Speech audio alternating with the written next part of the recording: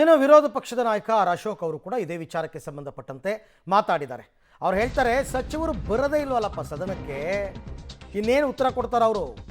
ಸಚಿವೆ ಲಕ್ಷ್ಮೀ ಹೆಬ್ಬಾಳ್ಕರ್ ವಿರುದ್ಧ ಆರ್ ಅಶೋಕ್ ಅವರ ವಾಗ್ದಾಳಿ. ತಪ್ಪು ಮಾಹಿತಿಯನ್ನ ನೀಡಿದ್ರೆ ಅವರು ಕ್ಷಮೆಯನ್ನ ಕೇಳಬೇಕಾಗತ್ತೆ. ಉತ್ತರ ಕೊಡದೆ ಸಚಿವರು ನಾಪತ್ತೆ ಆದರೆ ಹೇಗೆ? 3 ದಿವಸದಿಂದ ಬಂದಿಲ್ಲ ಅವರು. ಸರ್ಕಾರ ಮೋಸ ಮಾಡ್ತಾ ಇದೆ, ಬಡವರ ಹಣವನ್ನ ತಿಂತಿದೆ. ಸರ್ಕಾರದ ವಿರುದ್ಧ ವಿಪಕ್ಷ ನಾಯಕ ಆರ್ ಅಶೋಕ್ ವಾಗ್ದಾಳಿ ನಡೆಸಿದ್ದಾರೆ. ಕಳೆದ 3-4 ದಿನದಿಂದ ನಾವು ಕೂಡ ಅಧಿವೇಶನಕ್ಕೆ ಬರ್ತಾ ಇಲ್ಲ. ನಾವು ಈ 5,000 ಕೋಟಿ ರೂಪಾಯಿ ಏನು ಬಡವರಿಗೆ 2,2 ಸಾವಿರ ರೂಪಾಯಿ ತಲುಪಬೇಕಾಯಿತು, ಅದನ್ನು ಮೋಸ ಮಾಡಿದ್ದಾರೆ. ಫೆಬ್ರವರಿ ಮಾರ್ಚಲ್ಲಿ ಹಾಕಿಲ್ಲ, ಏಪ್ರಿಲು ಮೇ ಈ ಥರದ್ದು ಹಾಕ್ಬಿಟ್ಟಿದ್ದಾರೆ. ಅಂದರೆ ಇದು ಓದಂಗೆನಾ? ಸದನಕ್ಕೆ ತಪ್ಪು ಉತ್ತರ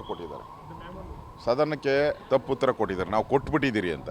ಒಬ್ಬ ಮಂತ್ರಿಯಾಗಿ ಸದನವನ್ನು ತಪ್ಪು ದಾರಿಗೆ ಎಳೆಯುವಂಥದ್ದು, ಸದನದಲ್ಲಿ ಹೇಳಿಕೆ ಮಾಡಿದ್ರೆ ಅದು ಸ್ಟಿಕಾನ್ ಆಗಿರಬೇಕು. ತಪ್ಪು ಹೇಳಿದ್ರೆ ಅದಕ್ಕೆ ಶಿಕ್ಷೆ ಆಗಬೇಕು, ಇಲ್ಲ ಅಧಿಕಾರಿಗಾದರೂ ಆಗಬೇಕು. ಅವರು ನಾವು ಪದೇ ಪದೇ ಸ್ಪೀಕರ್ಗೆ ನನ್ನೇನು ಹೇಳಿದ್ರಿ, ಕರೆಸಿ ಅಂತ ಹೇಳಿದ್ರೆ ಬರ್ತಾನೆ ಇಲ್ಲ. ಏನು ಮಂತ್ರಿ ಏನು ಚಂದ್ರಲೋಕಕ್ಕೆ ಹೋಗಿದ್ದಾರಾ?